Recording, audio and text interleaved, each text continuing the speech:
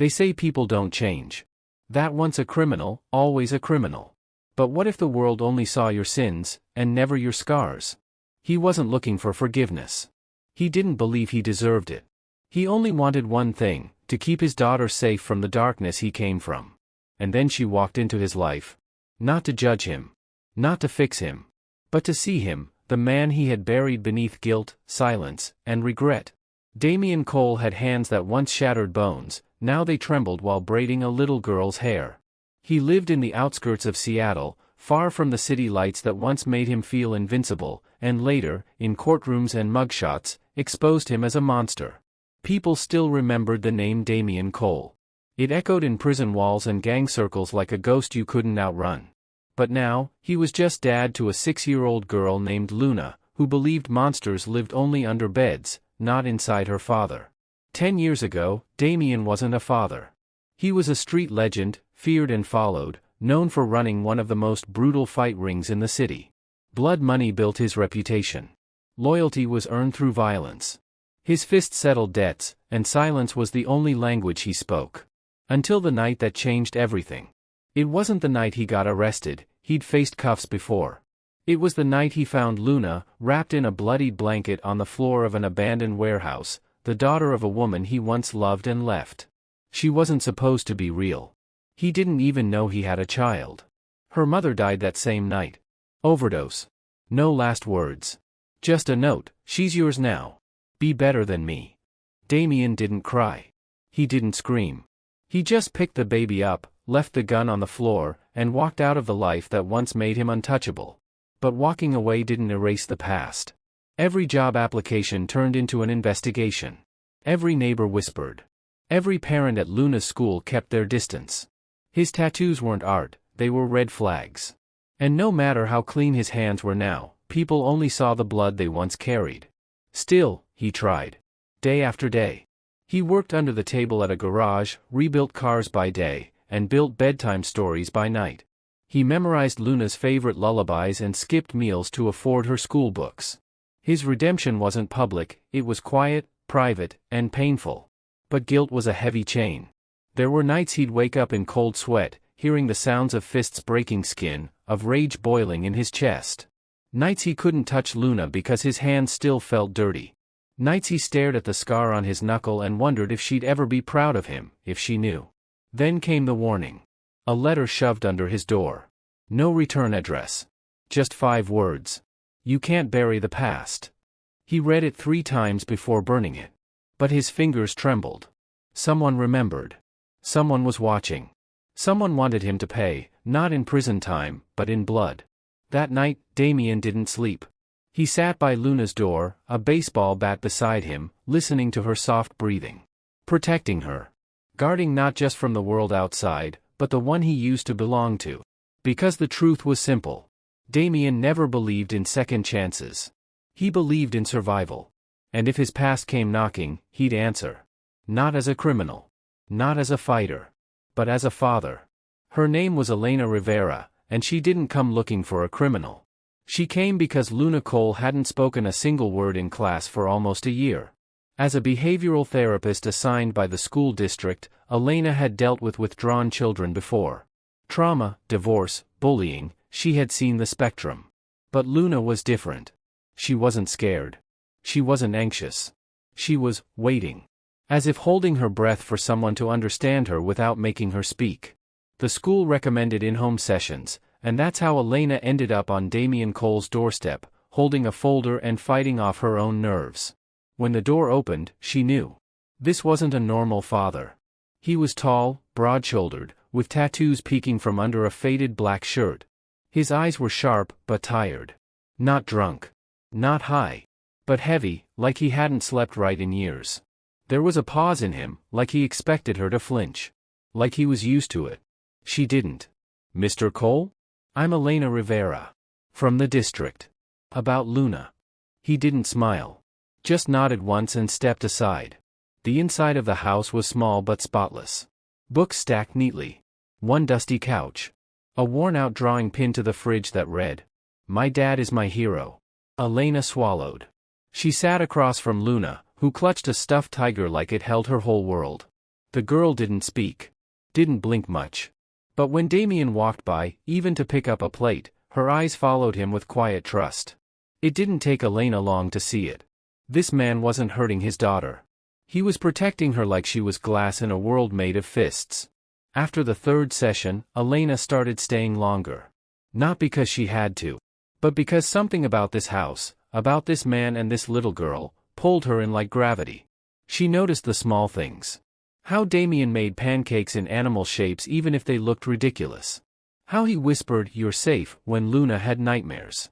How he stood silently at the door when Elena left, like he wanted to say something, but didn't know how. And yet, there was a wall. No photos of the past. No mention of Luna's mother. No personal stories. Just silence and those eyes, always watching, always guarded. Until one rainy afternoon. Elena was packing her things when she noticed a scar on Damien's wrist. It wasn't fresh, but deep, the kind earned in a fight, not by accident. She looked at him, really looked.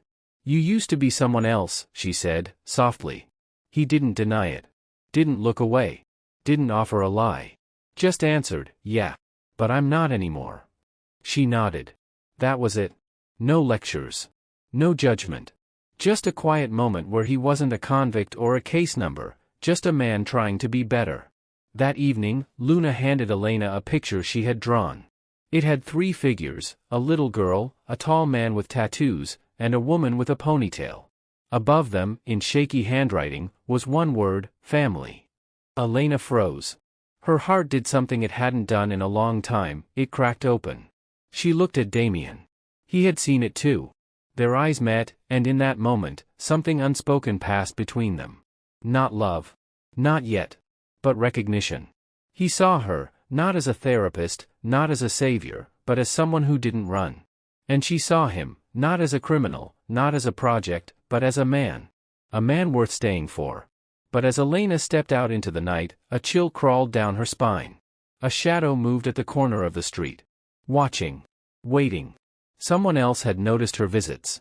And not everyone believed in second chances. Elena hadn't meant to look through his drawer. She was searching for Luna's therapy notebook, the one with scribbles that spoke more than words ever could, when she found a weathered envelope tucked beneath a stack of old receipts. She almost didn't touch it. Almost. But something about the way Damien had been acting lately, distracted, tense, always looking over his shoulder, made her hesitate. The envelope wasn't addressed. No name, no seal. Inside were 2 photographs, and a single bullet. The first photo showed Damien, 10 years younger, bloodied and crouched beside a man with a knife in his chest. The second showed a woman. Pale. Motionless. Her face, hauntingly familiar. Elena felt her stomach twist. She recognized her. The same woman from Luna's school file, Ariana Holt, Luna's mother. A line of police tape in the corner of the image confirmed what she'd feared, it wasn't an overdose.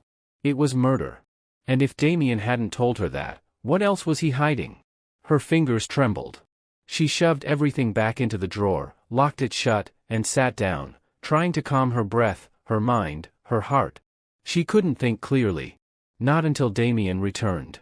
When he did, he looked like hell, soaked from the rain, jaw clenched, eyes scanning the room like he'd already sensed what happened. "You went through my things," he said. "Not a question. A fact. I was looking for Luna's book." "Stop." His voice was sharp. "You saw the pictures." She stood up, slowly. "Why didn't you tell me the truth?" Damien exhaled, long and low. He didn't yell. Didn't run. Just dropped his wet jacket, sat on the floor against the wall, and said, "Because no one ever wants the whole story. Just the headline." "Then give me yours," Elena said, her voice shaking. "I want to hear it." He looked up. Eyes tired. Broken. And began. 10 years ago, Luna's mother wasn't just someone he once loved, she was the only softness in his life. Ariana was kind, smart, but addicted. She was part of the same world he belonged to, drugs, debts, danger, but she dreamed of escape. She got pregnant, and everything changed. Damien was ready to leave it all. But the night he told the boss he was walking away, everything went to hell. Ariana disappeared. He searched for her for 2 days. Found her tied to a chair in a warehouse used for underground fights. She'd been beaten. Used as leverage. One of Damien's enemies wanted revenge, and Ariana was his message. Damien lost it. The man who orchestrated it didn't make it out alive. By the time Damien got Ariana into his arms, it was too late. She bled out. But not before whispering 2 words, "She's yours." Luna had been hidden in the next room. Crying. Damien took her, ran, and covered up the scene. The police were never involved. Not really. Not in that world.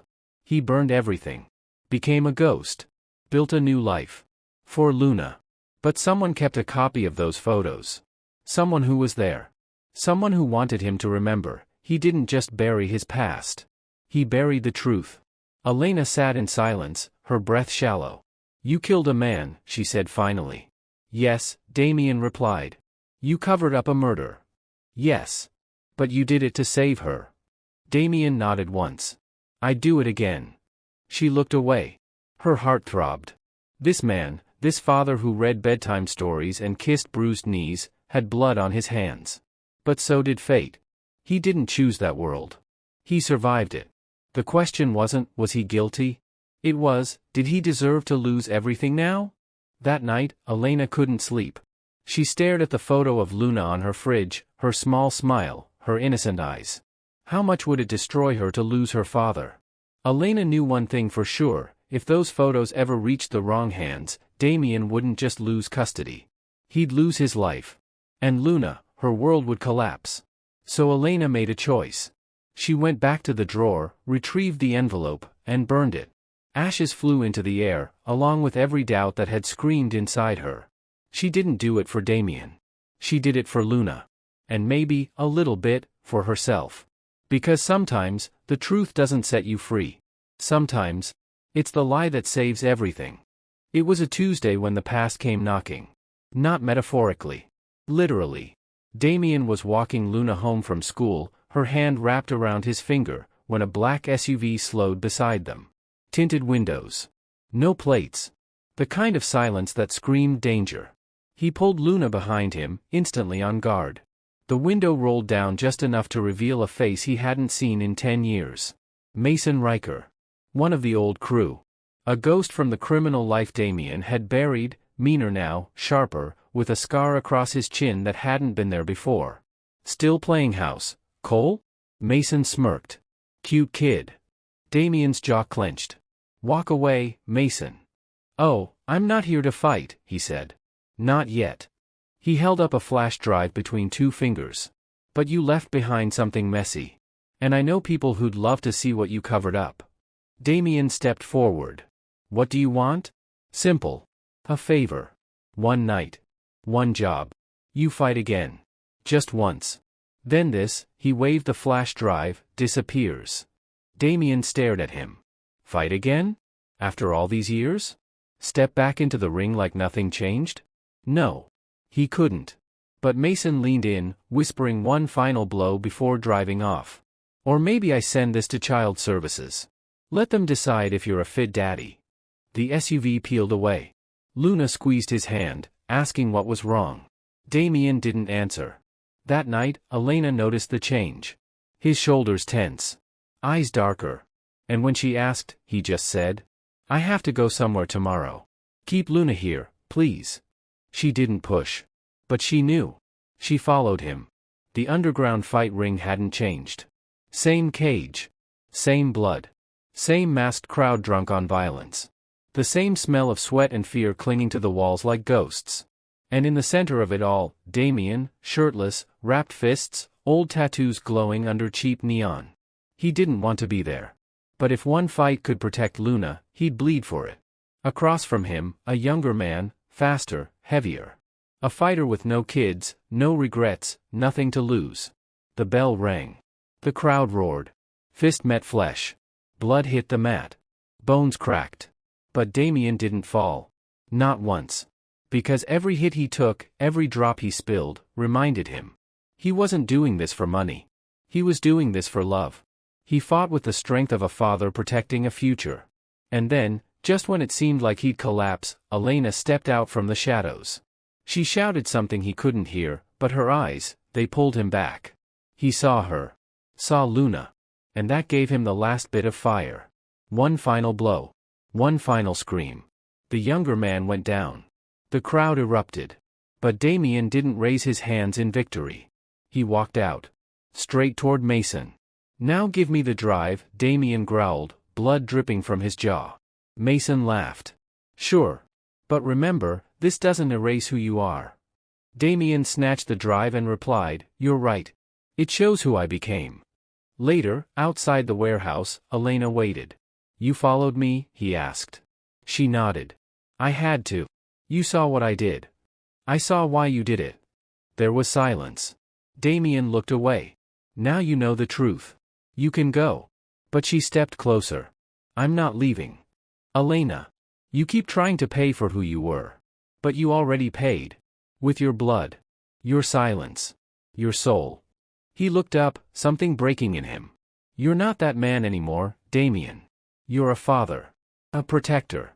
And you saved your daughter's future without anyone ever knowing." Tears welled in his eyes. He hadn't cried in years. Not since the day he buried Ariana. Not since the first time Luna called him Daddy. But tonight, in front of Elena, he let the tears fall. Not for weakness. But for finally being seen. The next morning, Luna ran to Damien with a drawing. It showed 3 stick figures. A man, a woman, and a little girl, holding hands under a sun that smiled. She wrote one word beneath it in bold crayon strokes. Home. And for the first time in his life? Damien believed he finally had won.